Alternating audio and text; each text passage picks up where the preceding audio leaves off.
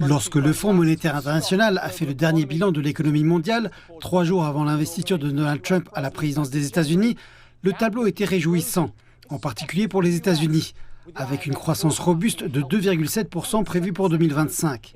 Mais les délégués se réunissent pour les réunions annuelles de printemps que le FMI organise avec la Banque mondiale, quelques semaines seulement après que Trump a fait sombrer les marchés boursiers mondiaux en imposant des tarifs douaniers élevés à ses partenaires commerciaux partout dans le monde et détruisant pour beaucoup la confiance dans les États-Unis eux-mêmes en tant que partenaires fiables.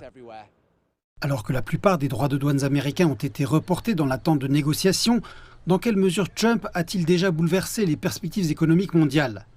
La directrice générale du FMI a donné un indice fort lors de l'aperçu de ces réunions la semaine dernière. Ce que nous voyons cette fois-ci, c'est une très forte recommandation de l'incertitude, mais les fondamentaux économiques sont encore très solides. C'est pourquoi, lorsque j'ai parlé de ce que vous devriez attendre de nous la semaine prochaine, j'ai souligné qu'il y aurait des baisses, mais pas de récession. Il n'y aura pas de récession, mais l'ampleur de ces baisses de croissance sera détaillée mardi dans les dernières perspectives du FMI, les décideurs politiques cherchant des solutions en matière de commerce et de droits de douane.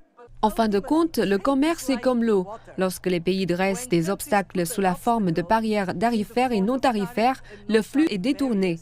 Certains secteurs dans certains pays peuvent être inondés par des importations bon marché, d'autres peuvent connaître des pénuries. Le commerce se poursuit, mais les perturbations entraînent des coûts. Parmi les autres points à l'ordre du jour figure le récent enflouement de l'Argentine par le FMI, à hauteur de 20 milliards de dollars, et la première visite d'une délégation syrienne à ce forum depuis au moins 20 ans.